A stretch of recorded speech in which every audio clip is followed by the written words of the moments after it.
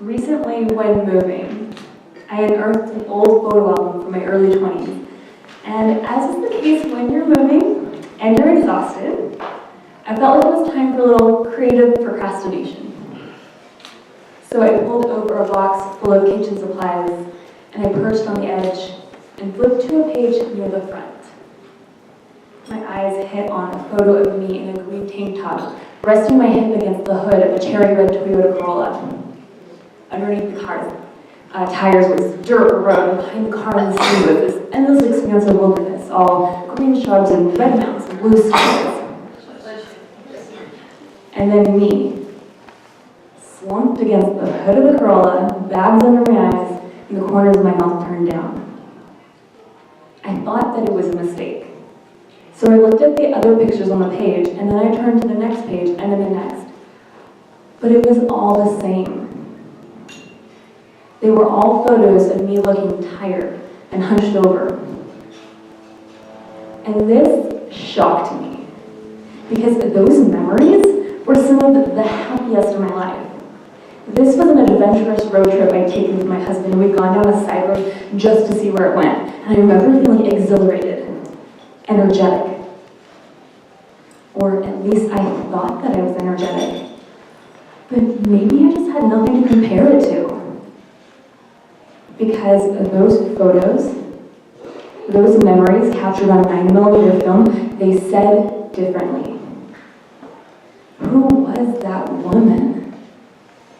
And what had happened in the decade between when those photos were taken and today?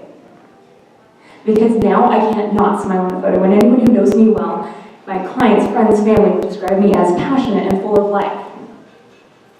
Have you ever had a moment where you looked back and you saw yourself and you thought, who is that woman?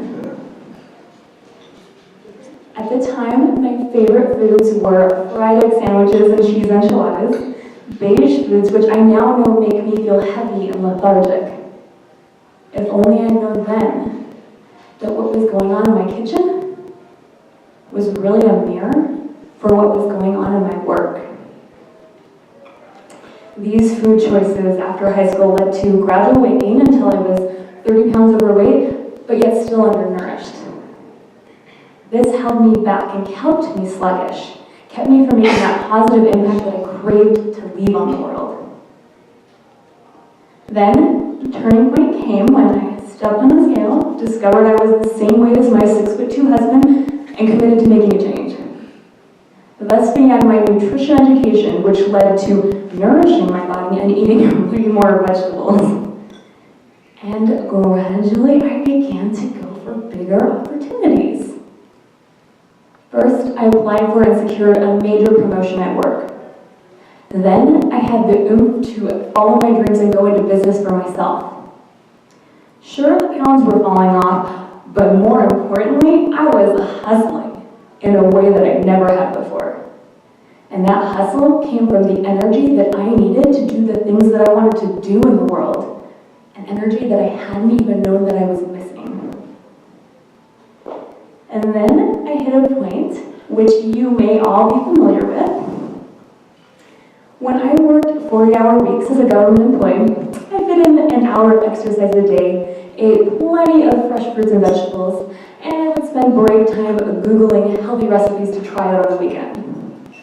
At the time, I was a natural resource manager for the state of Nevada over a region the size of South Carolina, so I spent a lot of time driving. And as I drove, I would listen to business podcasts, and I would dream of the day that I would be a full-time entrepreneur.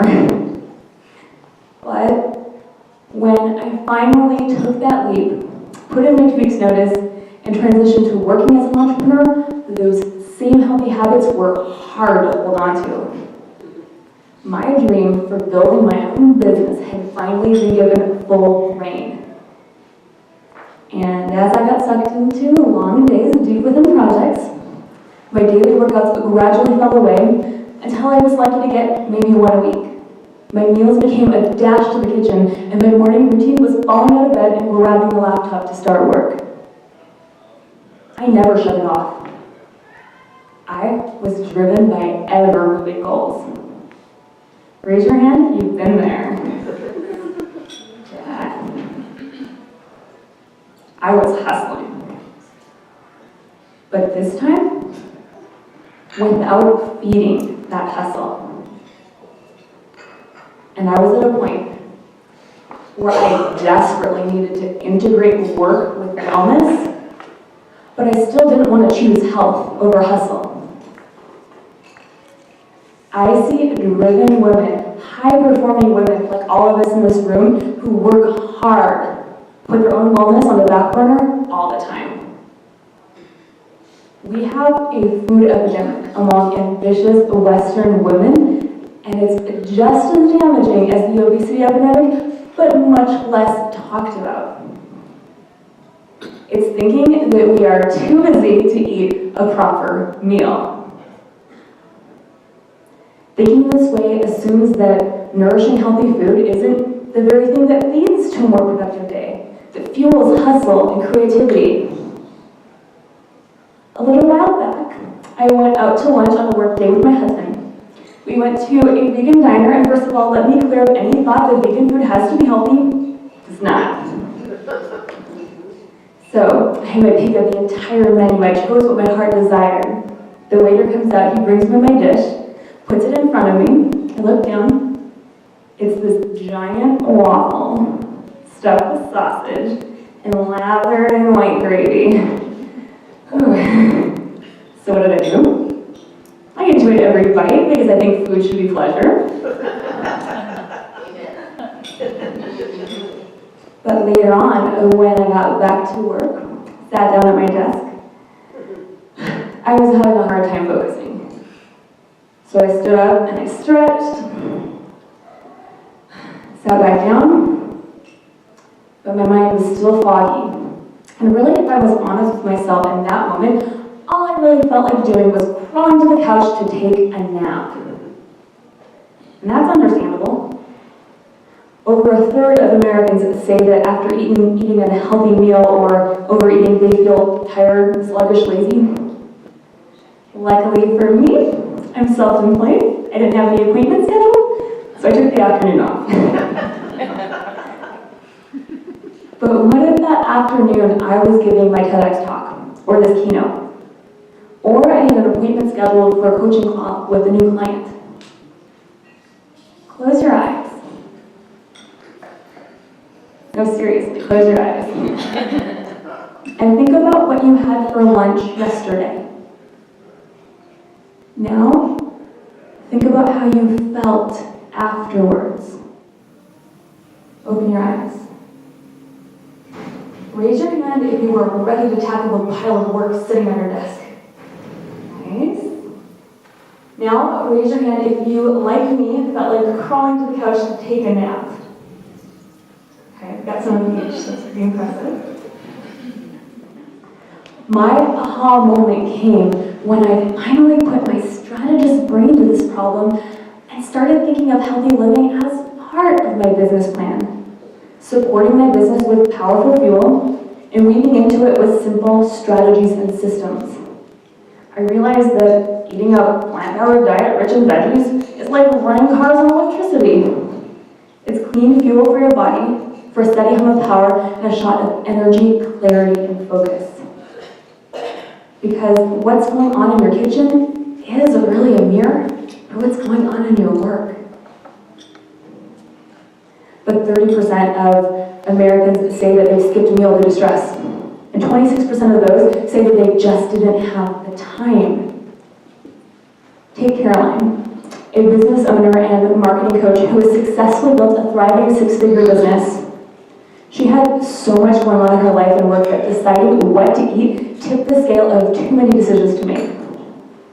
She would frequently skip dinner or just have cereal and thus was consistently undernourished. This would show up in her work, when her energy level would drop and she'd start dragging through the day.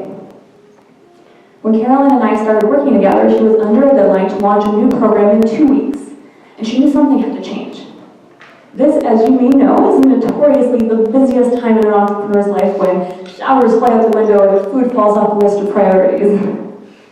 She needed to power and less days in front of the computer, back-to-back interviews, and long nights spent fixing glitches.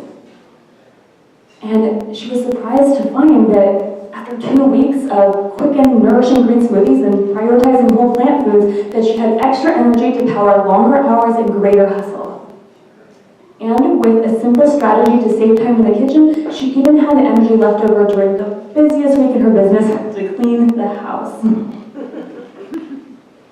Now, Caroline's results are not surprising. The proper nutrients are essential for a healthy brain, and your brain is your business. Food becomes the energy that you use to fuel hustle and creativity during the work week. And whole foods are more nutrient dense and easier to digest, leaving you more of that energy to spend on making an impact. Furthermore, studies have found a positive correlation between happiness and mental health and the amount of fruits and vegetables consumed daily. In one study, the most optimistic participants were those with the highest blood levels of carotene, an antioxidant found in colorful fruits and vegetables. Eating a diet full of whole plants can clear up your thinking, level out your moods, and keep your blood sugar from spiking and crashing. But so often we don't feed ourselves foods that fuel our work or the lifestyle we want because we think that eating healthy is too hard. Since the 1950s and the rise of convenience foods and a media message pushing us towards them, we've been conditioned to think that we're too busy to eat without the help of McDonald's, Hamburger Helper, or Stouffer's TV dinners. When Ariana Huffington wrote Thrive, she drew society's attention to sleep and the impact a lack of self-care has on our sister career women. Her aha moment came when she woke up in a pool of her blood from a damaged jaw and eye injury after fainting from exhaustion. She urged us to see sleep as critical for energy management. Now, I'm calling on you to take a stand on another often overlooked source of energy management: the food we eat. Food is often villainized in our society, with tens of thousands of diet books published, 26% of American women cutting out entire food groups, and 75% showing signs of disordered eating. Instead, let's shift our thinking about food. I invite you to. Let's think of food as fuel for the work we want to do in the world. Whether you want to or not, you're already choosing the energy you bring to your day based on what you eat. Why not intentionally choose foods that fuel hustle? My grandpa lived to be 101 years old. And just for fun the other day, I calculated how many days that was.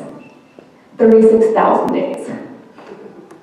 So at this point, I've been alive for about 11,000, and this got me thinking about the energy that I want to bring to each of those 25,000 remaining days. The incredible things that I want to accomplish. So I want to leave you with this thought. What big dreams are you fueling? What do you want your photo album to look like? And at your next meal, what energy do you want to create? Okay. So I want to do something together around energy, and actually we've done a couple exercises today that I think are amazing for things that you can incorporate it into your work week. So everyone stand up and stretch.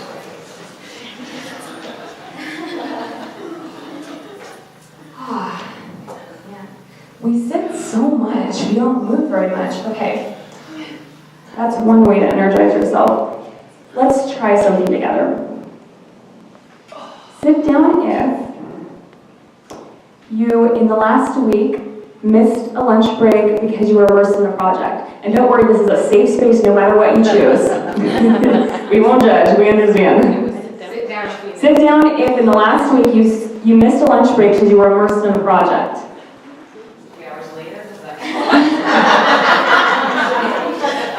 Okay. Now, sit down if you haven't taken a full weekend off in the last month.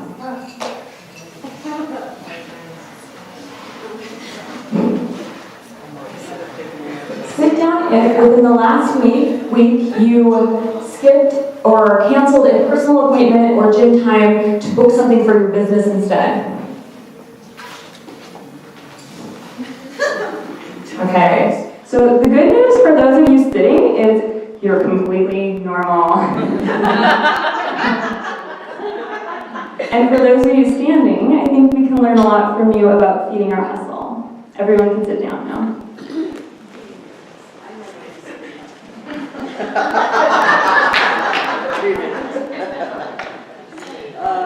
So there are 3 steps to feeding your hustle.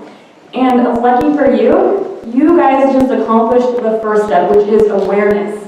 That realization that healthy habits are actually part of your business because you are your business.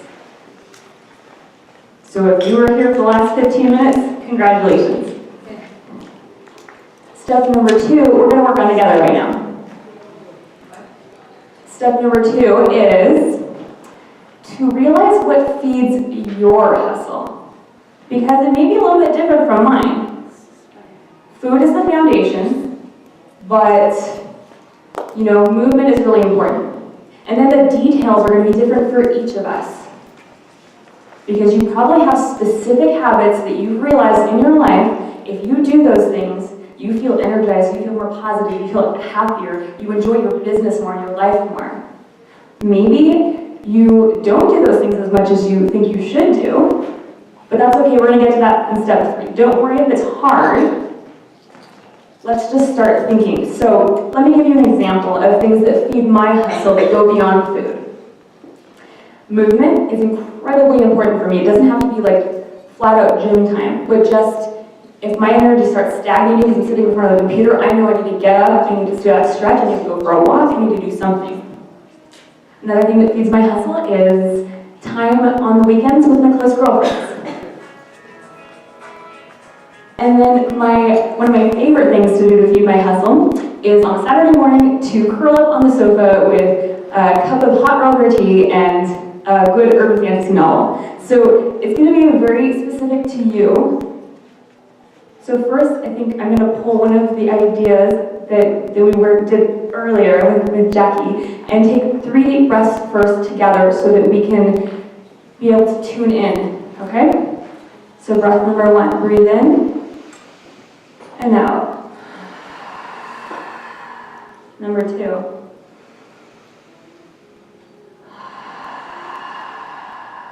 And number 3.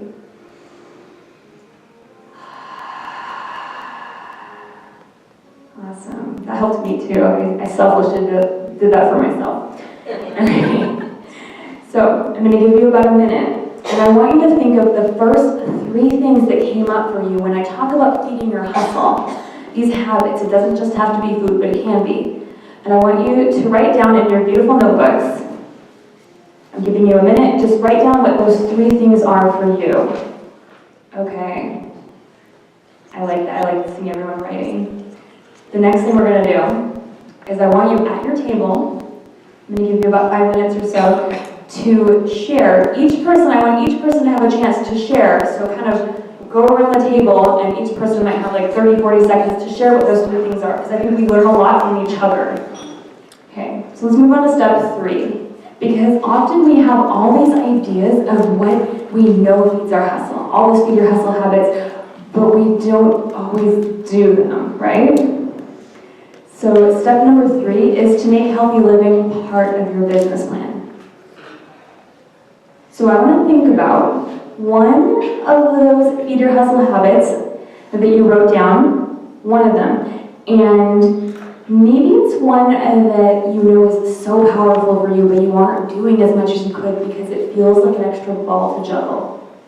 So think of one of those habits, and we're going to we're going to think about what's a small step that you can take to start implementing. Start doing it starting Monday, starting the next work week. If you're super ambitious, maybe tonight, but what is a small step you can take to kind of unblock the things that are in its way, or to protect that time?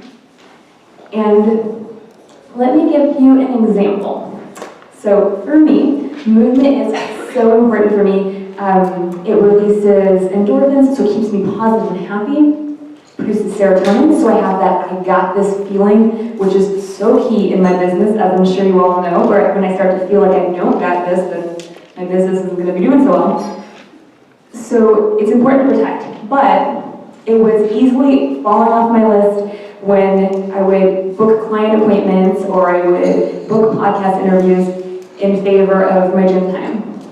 So, and I think Dana might like this. So what I did was to protect that time. So Mondays and Wednesdays at 10:30, I put in my calendar a recurring appointment with myself for the gym. So it's always in there, I can't book something over it. Then I went to my online scheduler where clients schedule appointments with me and where guests schedule podcast interviews with me, and I blocked off those times too. So it's those small little things, those small things that we can do that actually let us start to do the things that we know feed our hustle. So, I'm going to give you a minute right now to tune in or think of one of those habits you wrote down, and then think of what's a small way that you can start to integrate it into your business, into your life come Monday. Would anyone like to share that one habit and that one action they're going to start taking on Monday? Share it with all of us. That's way more powerful. Yes. Part of mine is walking. And on my way to the studio, I stop at the mall in the morning and walk the mall. So first of all, I'm not getting sweaty, particularly when it's hot. I'm not getting allergies when the winds are blowing. And I have lacked in doing that. So I'm scheduling it in my book.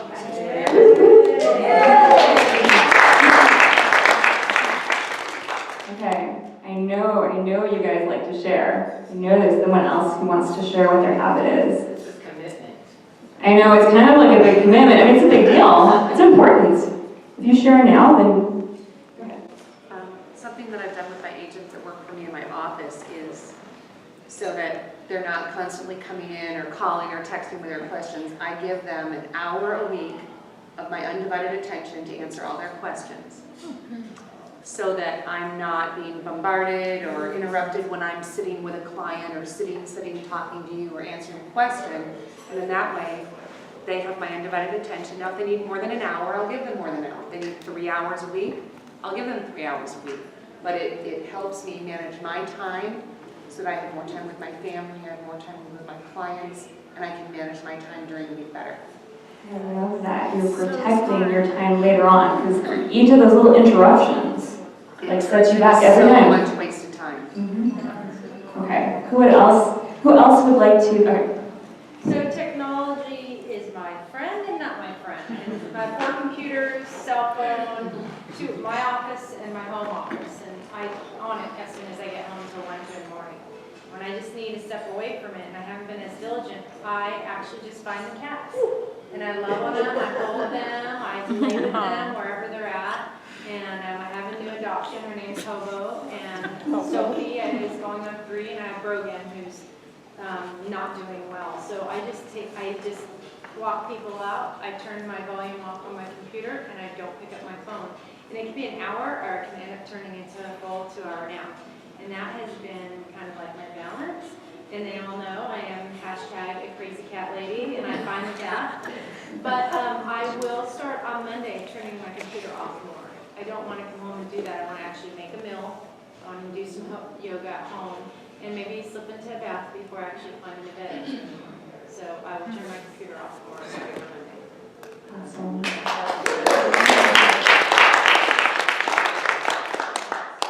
Do we have time for one more, Kat? Yes, we do. Okay, one more. Sunshine is my friend, and I leave my friend outside often. So I made a commitment that every day I go outside and just sit in the sun for 30 minutes a day. I know it sounds ridiculous because I spend a lot of time in my house, but just to, like we did today at lunch, just to be out there. I love, love, love the sun. It really, and it does really feed my hustle. I so agree. Thank you so much for holding the space for me to talk to you and for me to share my passion today and hopefully to transmit that passion to you. And really, thank you for you. for you sitting and listening through this. Everything, I definitely see that Kat has like a thread going through all of this entire day of really tuning in and really starting to notice what you need to do to elevate. So thank you for being present in that and for turning inward and being real with yourself on that. Thank you once again, and I hope to connect with you in just a few minutes.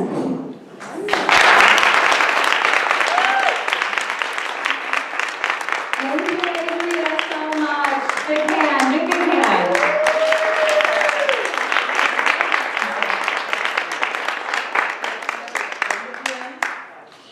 One more.